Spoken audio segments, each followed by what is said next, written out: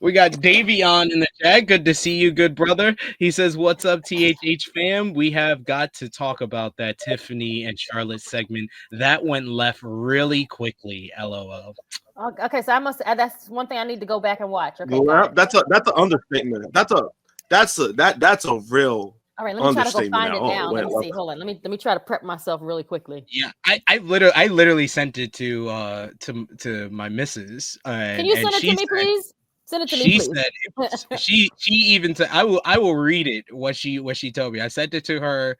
I guess like I sent it to her last night because I knew she was asleep, so I knew she would wake up to it. And I said, "Want to see the most cringeworthy wrestling promo in a while?" She said, "Sure." Her first response after watching it: "Awful. Women's wrestling is garbage these days." she was like, she was damn, she was like What? she damn. did preference. She just preference. I meant WWE, not in general. Oh, okay. I'm about to say, girl, like we got a lot of you know. Okay. She was not she because she's been watching the last couple of she watched the 2 episodes at the Wait. O2 because Harlem and Sydney wanted to watch it. Harlem and Sydney wanted to watch it. And our producer, if you're sending her the YouTube version, that's not the full version. That's not the full version. You have to go on social media to get the full version because I think YouTube they cut out the shoot parts of it, if I'm not mistaken.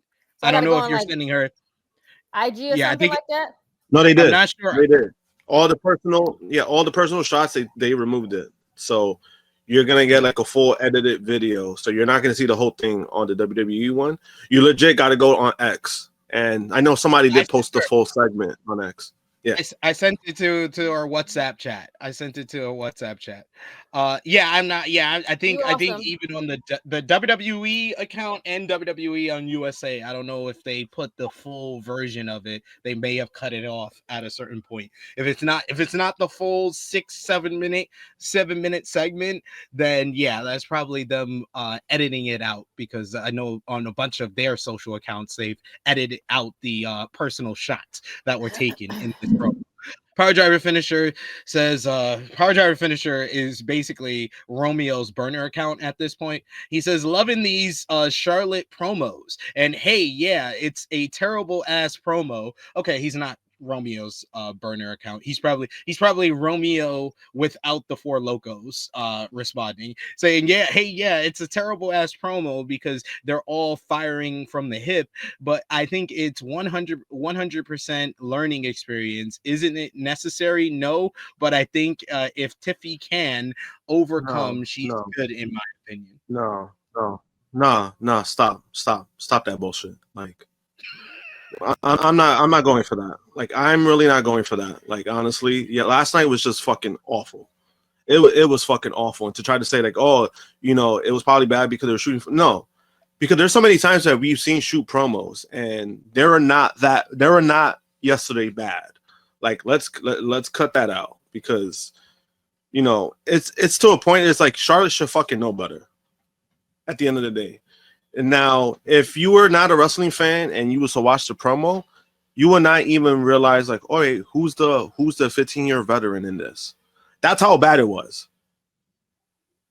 Yeah, Charlotte was awful last night. Like there's no objective way to say, and you can say I'm loving these Charlotte promos. What promo? She stopped her promo mid promo because she got flustered by getting booed out the building. It was awful. She got Logan Paul. Like She got the I'm Logan Paul treatment. it honestly feels like a bunch of fans have decided to gaslight other fans who are objectively saying this is terrible, and they're like, no, but the terribleness is good to watch. It's entertaining to watch. It's like, no, you have just been brainwashed to enjoy terrible shit. Okay, so And then and then yesterday I compared it to like Madam Web, right? When Madam Web, it's a bad movie. The movie is fucking awful. But at least I could watch the movie and laugh because like that's how bad it was. Yesterday, that's what that was yesterday. And to me, if you think that that's a good thing, it's not a good thing. That's really a bad thing. Like I go watch it again because it's for entertainment value because of how bad and cringe it was. That doesn't make it good at all. So now everyone is booing Charlotte and they're cheering for Tiffany. She could barely get a word out right now. Okay. Yeah. Carry on. Excuse me. Yep. You're just getting started. You're just getting started with how that's gonna fall apart. We got another super chat donation here from Chuck Berries. Thank you so much, Chuck Berries, for the support.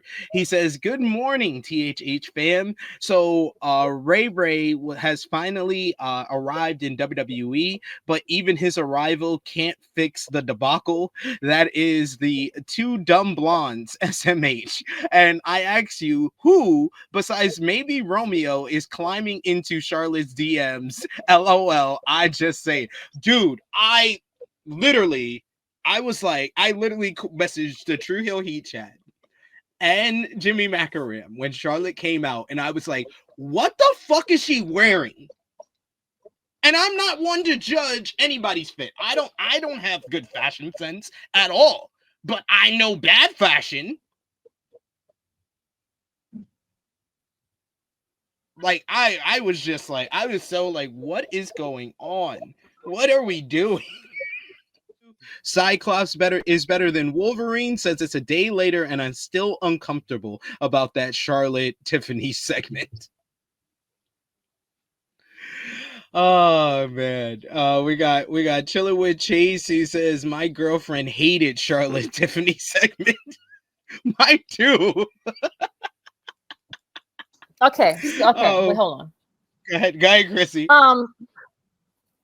Okay, so Charlotte's outfit is not that bad. If she didn't have the neck piece on looking like Madonna, I feel like in the early 2000s, it was an era. If you had to be there, it wouldn't be that bad of an outfit. Now, they both have on the same type of pants, just one is longer than the other, like they're in a girl group. No problem. The fact that Tiffany calls her and says, "Oh, she said something about Ric Flair," and then Charlotte's rebuttal was, "Oh, you're saying that for the last 10 years, people have said the same shit." Girl, yeah, they're both bad. Like one is not worse than they're both bad. Like you can't even shit on Charlotte because they're both terrible. I'll be back. Oh, we got Chilla with Chase says, my girlfriend is a complete casual and she is all, what does this do for the match? Absolutely. I said this about the sit-down interview. as well. I had the same energy for the sit-down interview. T5 the Great, who says, I was surprised Charlotte got shook like that. Yeah. Power driver finisher, dude, like it's okay. You're gonna die on that hill. You're gonna die on the hill, but you don't have to come up with excuses. If you liked it, you liked it. You just don't know how to explain that you liked it because it was awful. It was bad. It's okay to be bad. You can say that you like bad wrestling promos, and that's cool. That's cool as well, I guess. I don't know. Not my cup of tea. We got Chillin' with Chase, who says Charlotte rage quit so hard. Yes, he did. You said it last night, Josh. She's like, she crashed out on live TV. No, like, yo, but it's not. That's almost like, what the fuck just happened? You know, like I was kind of just like, because honestly, in my mindset, it wasn't even like, oh, like I hope this is good. I knew it was going to be bad, but it was just like a matter of like, all right, how bad it was going to be. And holy shit, it was like, it was probably lower than I expected. But I'm like, God, what the fuck? And, you know, people are like, you know, I think what it is too is that a lot of people are on this like, you know, Charlotte hate train that they're like, oh, you know, Tiffany demolished her or she like, you know, destroyed her. Tiffany wasn't that much better. Like Tiffany looked better. Like, you know, if you're talking about like who won, Tiffany won, but she didn't look that much better because there was times where Tiffany herself did stumble, and like you could tell like the babyface stuff is just not. It's not it for her. Like it's really not. And yesterday was a point of that. Like, you know, when she was trying to use the whole aspect of like, oh, you know, Charlotte, you've been battling the fans your whole career, and it's never gonna, like, you know, that's always a battle that she's always gonna lose or some shit. And then the Ric Flair line, it was just like, to me personally, I felt like if she would have take out Ric Flair and maybe use like a Becky Lynch, maybe that line would have hit harder to me. Because for me it was just like Ric Flair. Like I know that's her dad, and he's 6-time world champion, but I was just like, I was like, okay, like cool, like that was the best you got when it comes to that. I don't know. It was just like, oof. It was not good on both ends, in my opinion. Like, if we're talking about a winner who won. Tiffany won by default. It wasn't that big of a margin, in my opinion. It was just that because Charlotte is a veteran and she looked absolutely worse. People were looking. Yeah, that's what I'm saying. Like it's just, I don't know. To me, it was just not. It has not been good for both ladies, and it hasn't been good for different reasons. Yeah. And I'm sorry. I respect all opinions, but dude, come on. Seal says fans ruining Tiff's first Mania for real. This should be dope as fuck. The fans are the last person to blame for all. They are such trolls. First of all, Triple H has horribly booked this whole rivalry. Second of all, Charlotte Flair has not give a fuck this whole rivalry except for shooting and going off script. Like that, it is not the fans ruining Tiff's first WrestleMania. You need to blame Triple H or Charlotte Flair. Those are the first two people you should blame way before the fans. The fans are reacting to what they've been given, which has been one of the worst built WrestleMania world title matches of all time. And I am saying that as someone who lived through and hated Triple H versus Booker T ahead of WrestleMania 19. But somehow that is better than what we're getting here. No, and it's it's just you're gonna blame the fans for Tiffany ruining Tiffany's first. She's ruining it herself because she's not a good baby face. I'm sorry. Like, let's call it like it is. She's not good as a baby face. And part of it is not her fault, but then when you're given the ball, you got to take it. And so far, she's fumbled as a baby face. Well, it's not been good. It's not been good. Yeah, I mean, if you got to pick a winner, I don't think anyone won. To be honest, I think they were both terrible. Yeah, I'm saying like Tiffany won by default because Tiffany had like better lines and she did say certain things. That's all I'm saying because Charlotte didn't do nothing. Charlotte didn't do shit. She was like that's what I'm saying. I can't hear you. And and then yes, I even said it yesterday. I was just like, yeah, but I was like, to me, when people were trying like, Tiffany, I was like, no, it was not that. It was just not that. It was by default. Like if you had to give a winner, that's what it was. I'm not saying she won by much. That's not what I'm saying at all. It's just it was more bad for one person than the other. That's all I'm saying. That's really what it is. Only one of them felt like they just gave up. Like Charlotte just gave up. She literally says in the promo, "What do you guys want me to say?" That's when you know she just gave up. Because I don't think she thought that she would be booed like that. And I guess they're booing her because she is the heel now or whatever. When she probably thought that she would have been the face. But anywho, nevertheless, the booing, she got the Dominic effect. She got the Logan Paul effect. She barely can say a word without them just like booing her out the building. And I feel like that's when the fans are being trolls. Great segment. But on the other end of the spectrum, you had Charlotte Flair and Tiffany Stratton, who had an absolute train wreck of a face-to-face promo exchange where Chicago booed Charlotte out of the damn building, making her refuse to finish her promo until Tiffany Stratton took some shots at Flair for her multiple divorces, saying that Flair is 4-3 at WrestleMania, but after this year's event, she's gonna be like she is in real life, alone, and brought up her record of marriages being 0-3. Oh shit! I didn't know she was This married 2 times. I thought it was 2. Damn. No, 3 times. Charlotte responded by saying, "That's why Kaiser is in my DMs to end this disaster of a segment." As Tiffany Stratton basically no-sold that last line, and yeah, this did not do much for the matchup or either woman.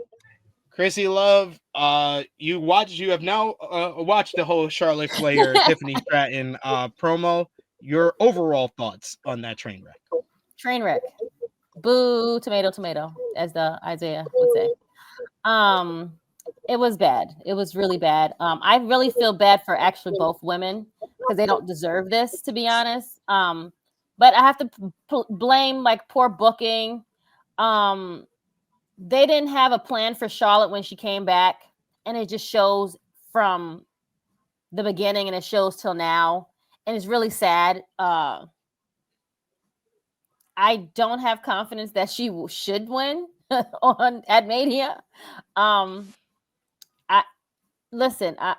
It's terrible.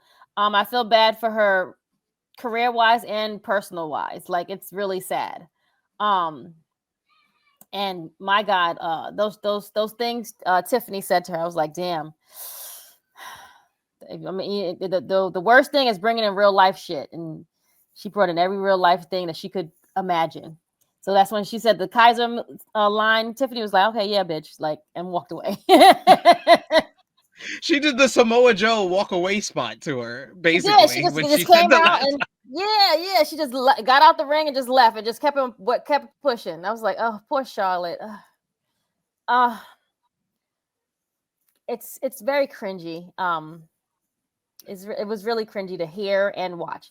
But of course, the fans are trolls, especially the ones that was from that show last night. Well, I mean, they don't like Charlotte. Charlotte comes off very unlikable. Like, it is what it is. Like, I mean, I don't think she can control it at this point, because the original intent of this rivalry, it was quite obvious, was for Charlotte to be the babyface, but that didn't work. Mm-hmm. So here we are. Again, this is them not knowing how to book or have a plan for her when she got back. We got a couple of comments here. We got a super chat donation from Chuck Berries. Thank you so much, Chuck Berries, for the support. He says Triple H saw the stock market crashing yesterday and said, "Hold my real American beer." Watch us tank Tiffany versus Charlotte even deeper than before. Sell.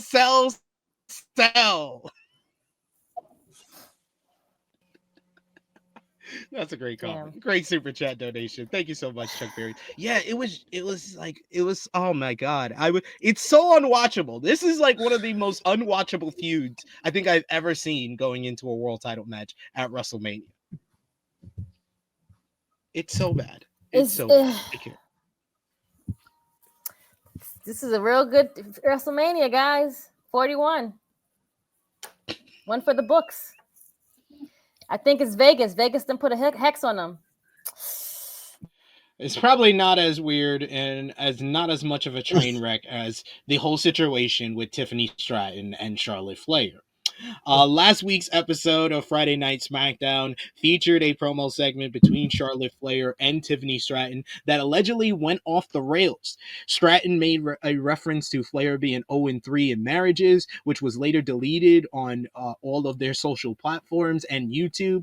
The comment seemed to rattle Flair, who got off a comment about Ludwig Kaiser being in her DMs as Stratton left the ringside area. At the time, it was reported that most of the segment ended up going off script, with Stratton retaliating for Flair running her over in a previous segment. PW Insider reports that several sources claim that the segment went off the planned course for the show, indicating Charlotte and Tiffany's personal shots were unscripted. Additionally, WrestleVotes reported that the Friday night show that both women said very little of what was in the rundown for them, adding that they both went off script quite a bit. According to PW Insider, it's believed that Tiffany Stratton made the remark in retaliation for how Charlotte ate her up during a previous SmackDown TV segment between the two. Others thought that Stratton stood up for herself to get the spotlight put back on her in front of a pro-Stratton crowd in Chicago. Others are said to have believed the segment went awry towards the end and that it didn't help anyone. Several people also reportedly noted that Charlotte was thrown by the reaction of the crowd, which allowed Stratton's insults to hit harder. One source claimed that Charlotte Flair's comment about Ludwig Kaiser after Stratton rolled out of the ring and started exiting appeared like a frailing shot from a boxer who didn't realize they were KO'd, and that Charlotte was obviously gotten to. The personal insults were later edited from the segment on WWE's YouTube channel. Another report had additional details on the backstage reactions to the segment. Fightful Select has more details on it, saying that according to the site, the editing of the comments out of the digital version was a specific directive, and that Devin Printo was listed as the segment's writer. Though nearly everyone believes it didn't go down the way that it should have, it was noted that Flair didn't appear to be pleased backstage, although there were no other altercations between the two, and management wasn't happy with either of the two. Several people pointed out that Flair is known to call audibles in promos and matches, and that Stratton had to quote unquote fight back after the promo the previous week. One talent said that going up against Flair the way Stratton is can be intimidating, but it's something that every talent has to be willing to do in order to not get run over. Several members of the roster said that WWE and the two women should lean into the situation now.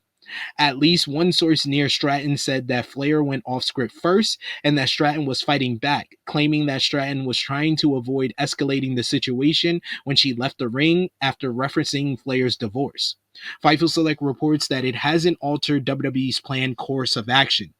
The outlet reports that in response to inquiries about how the segment may have led to adjustments, sources in the company said that the creative direction hasn't changed in regards to the result of the WrestleMania 41 matchup. The sources did not indicate who was going to win, and talent are not usually informed of who is going over until the day of the show.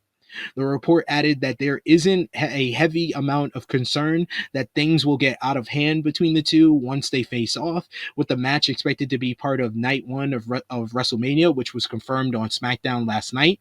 The Wrestling Observer newsletter had a contrary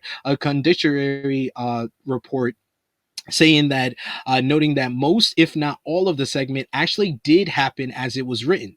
The Wrestling Observer newsletter notes that the two have had issues backstage for a few weeks now, stemming back to the split screen interview.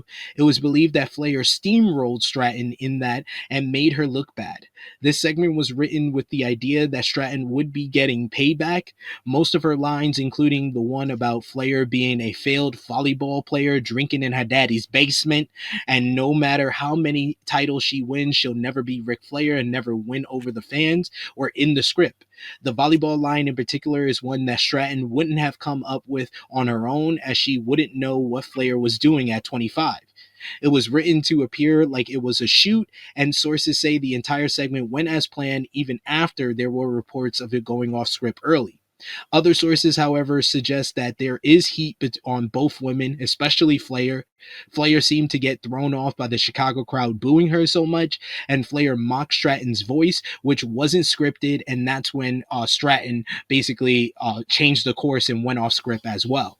The moment when Flair stopped and offered to give her the last word also wasn't planned. Stratton then gave her the 0-3 line and left the ring like a heel would. She reportedly did that because she didn't know what Flair's reaction was going to be. One source said that even that line was scripted by others with more inside knowledge, but others with more inside knowledge said that it wasn't. Flair's mention of Kaiser was likewise not planned. One source noted Charlotte has been trying to rattle Tiffany. Standard stuff. Cena does it. Randy does it. Young talent coming up, you put a little heat on them as a test to get them to either sink or swim.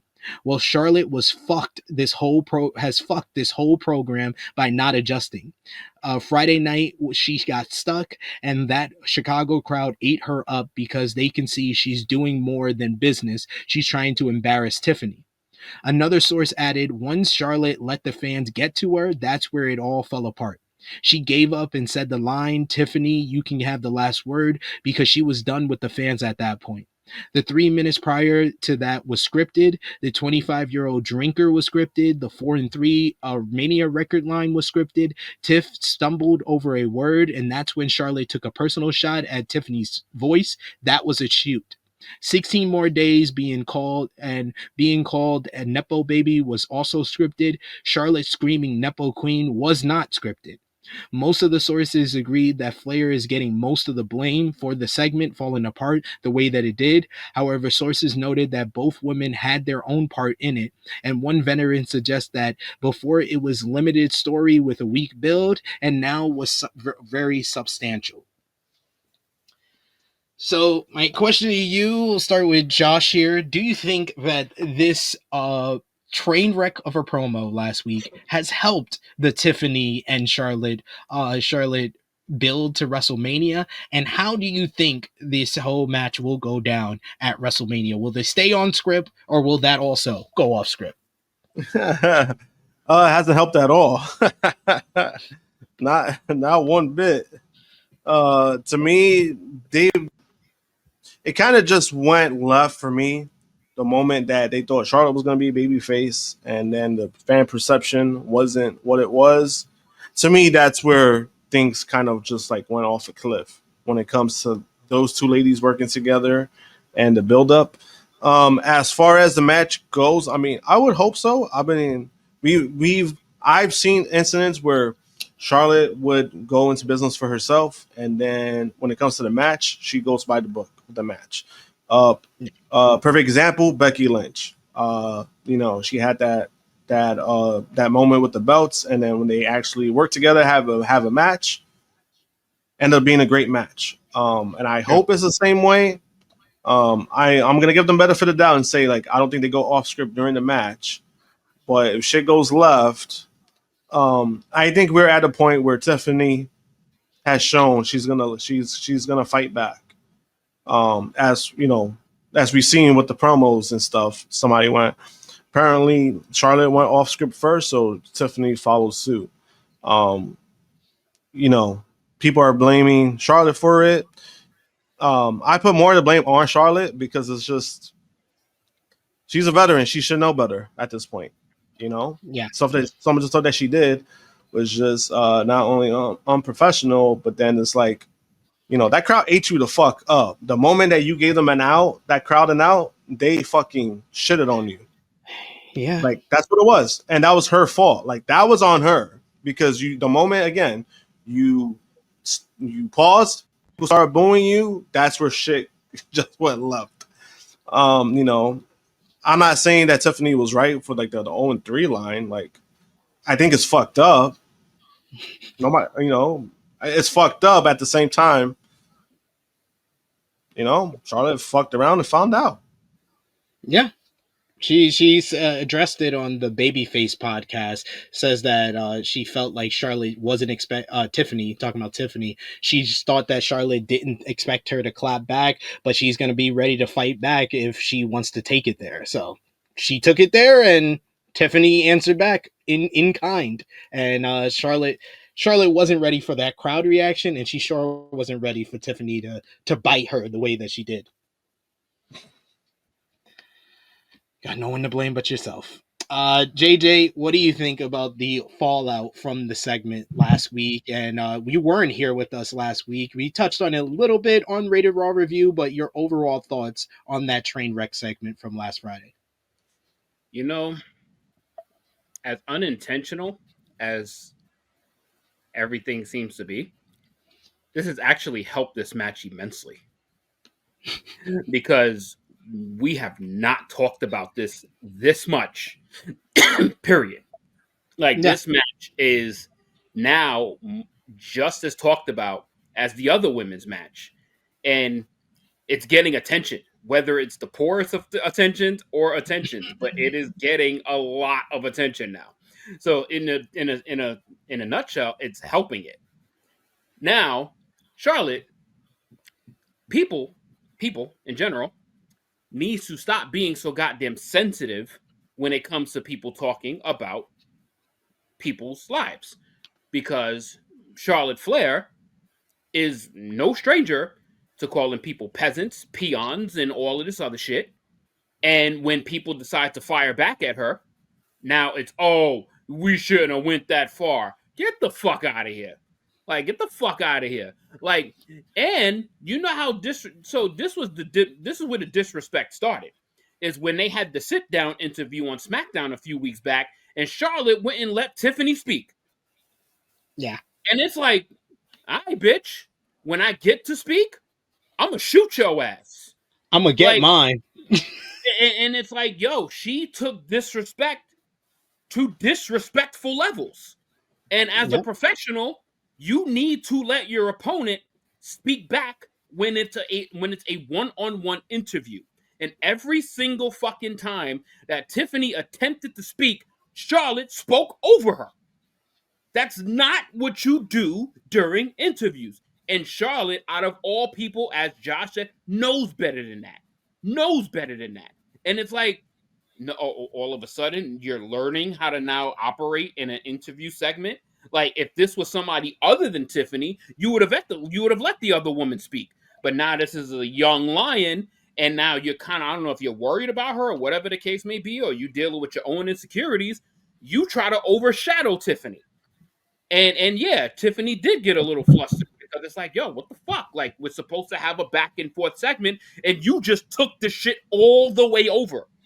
So now I got a bullet with your name on it, and you gonna feel it. And that's what the fuck happened. And you know what I'm saying? Like, sometimes disrespect gotta get met with disrespect. Fuck what you heard. And that's exactly what happened. And I ain't got nothing but props to Tiffany for that shit. Because it's like, yo, you gonna hear my voice, bitch, regardless of what the fuck comes out. And that's what came out. And Charlotte got flustered. Ooh, poor thing. Oh, well, this is the fucking bed you created. Now you gotta fucking lie in it. And now this has created so much more buzz in this match that it has unintentionally helped this match. Yeah, I will say I personally do think it has helped as well, because I'm a lot more interested in seeing this matchup than I was previously. Only because there's a chance that it might not go as it was planned. Like that there when you add that element of I don't know what's gonna happen, it does make it more intriguing. I will give it that. Yeah. I don't Yeah, I mean, I don't can see agree it. with anyone. I don't agree with anyone who thinks that, oh, the sit down interview was great, because we had those comments and I've seen it on that social was media. bad. The sit down interview was great. I don't agree with the people that say that the last week was good. If you think it's good, no, it's not good. It's Trainwreck TV that you can't keep your eyes off of. So that is a positive to it, and it's made things more intriguing going into WrestleMania. Yeah. Like, you know what I mean? Like, she Charlotte, like, you know, and this is what, like, for example, so like when John Cena when he flamed Roman Reigns, it's because Roman Reigns had the ball in his hand and he absolutely fumbled it. And then John Cena had to recover that entire thing. Yeah. Tiffany never had a chance. No. Charlotte never gave her the ball. So Tiff was like, yo, there's only one way for me to get any respect from this woman at all, or any attention. And she did what she felt was necessary. And as a grown-up, I respect it. 100%. 100% agree with that. We're gonna see. We're gonna see what happens. This is it's a mess right now, but we'll see if they're able to recover it in any way. And I just didn't like the follow up to it. Like I said, I think if you do the whole viral angle, you've already done a parking lot thing with Kevin Owens last year, and you showed that on TV when the next TV happened. Why couldn't you show this on last night's show? Because just her attacking her after a matchup just came off really lame after the intensity that they brought in that face of that train wreck promo. Yeah. We'll see. But We'll see what eyes are on happens. the match now. Much more eyes are on the match now. Again, unintentionally, but much more eyeballs are on this match now. Terrence Sullivan saying Jerry Springer promo. We also got Power Jared Finisher says, I saw the Jerry Springer post of this segment with the lower third saying, my boyfriend is in my grandmother's DMs. And I'm just saying, this last 15 minutes talking about the Charlotte and Tiffany shit was way more entertaining than talking about an entire episode of SmackDown. Indeed. That's what that one segment and how Trainwreck, how disastrous it was, made last week's SmackDown the best 3-hour SmackDown. I couldn't go to sleep after that segment. My mind was going after that segment. So I'll give it that as well. Yeah. So I would rather, honestly, really bad shit to talk about and digest than what the fuck we saw last night. Yeah, like Jimmy said it best on Thursday. He was like, if you can't make it absolutely exceptional, excellent stuff, you got to make it exceptionally bad. And this was exceptionally bad. Yeah. Which creates conversation. Exactly.